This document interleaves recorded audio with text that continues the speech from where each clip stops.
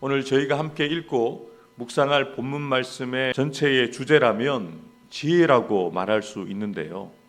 그런데 본문 전체를 관통하고 있는 어떤 논리나 흐름을 우리가 쉽게 찾아볼 수가 없습니다. 마치 지혜 문학인 잠언과 같아서 각 구절을 깊이 묵상할 필요가 있습니다.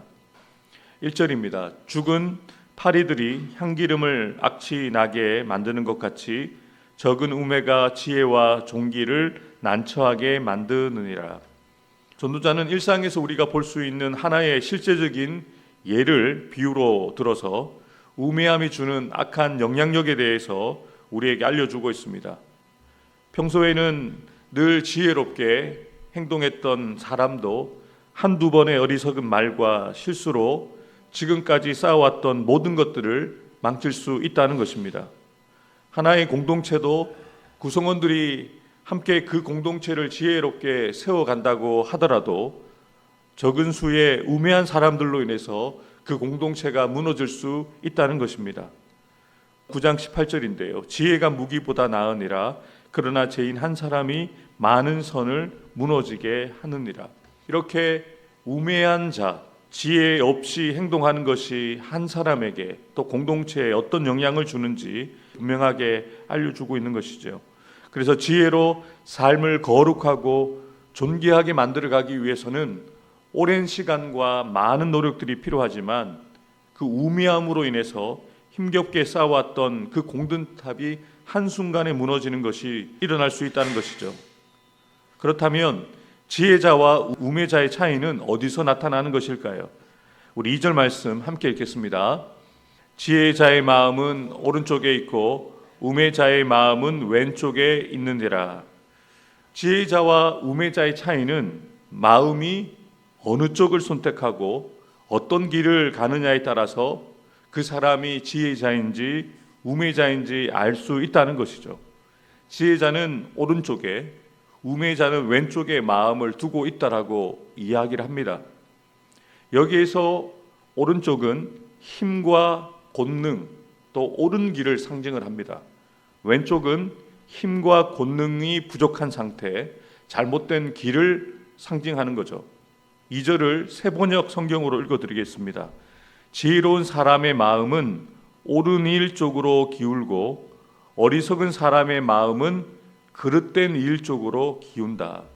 세번역 성경에서는 원문 그대로 오른쪽을 옳은 일 쪽, 왼쪽을 그릇된 일 쪽으로 이렇게 번역을 한 것이죠. 그래서 지혜자는 옳은 일을 선택하고 우매한 사람은 잘못된 그릇된 일을 선택한다는 것이죠.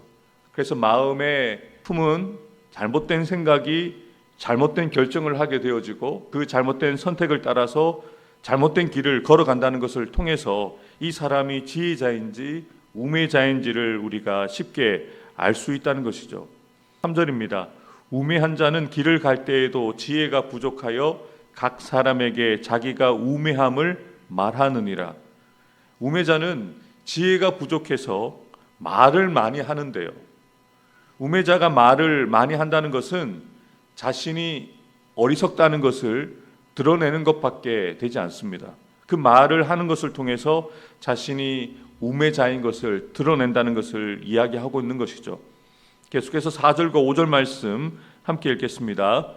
주권자가 내게 분을 일으키거든 너는 내 자리를 떠나지 말라. 공선함이 큰 허물을 용서받게 하느니라. 내가 해 아래서 한 가지 재난을 보았노니 곧 주권자에게서 나오는 허물이라. 아멘. 여기에서 주권자는 왕을 의미하는데요. 왕의 잘못으로 말미암은 재난이 무엇일까요?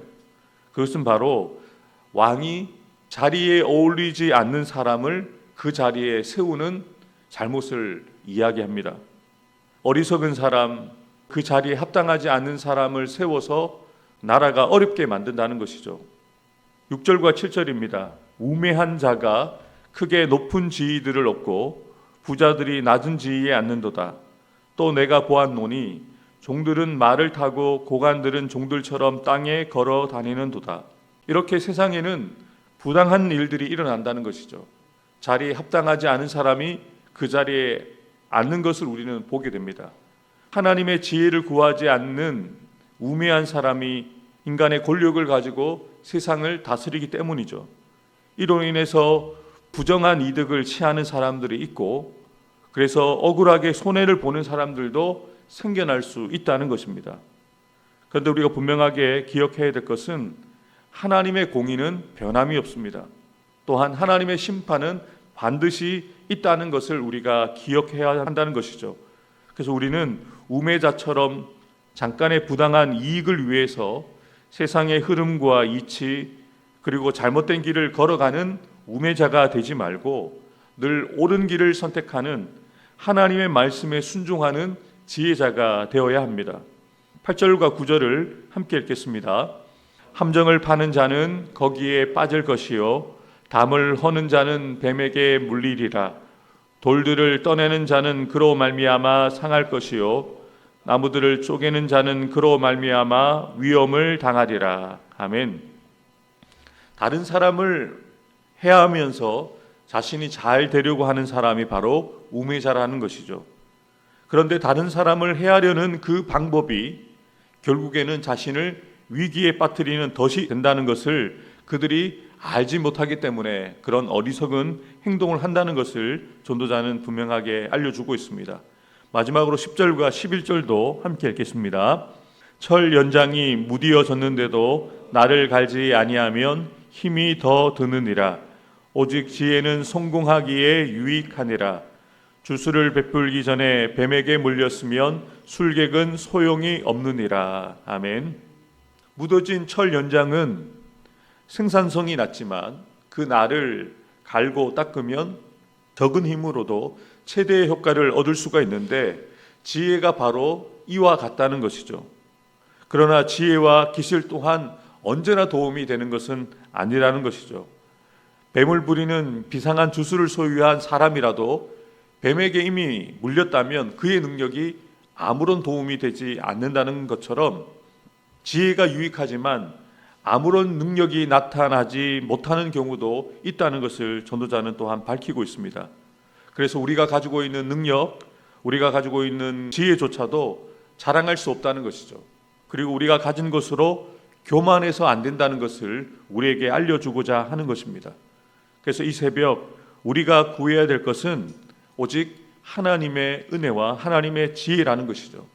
말씀을 듣고 깨달을 뿐만 아니라 하나님의 뜻을 따라 우리가 올바른 길을 마음으로 선택하고 그 옳은 길을 묵묵히 걸어갈 수 있는 지혜자가 될 수 있도록 하나님께 은혜를 구해야 한다는 것이죠. 오늘도 이 새벽에 겸손히 하나님의 음성을 듣기 위해서 마음의 무릎을 꿇는 저와 여러분들 되기를 주님의 이름으로 축복합니다.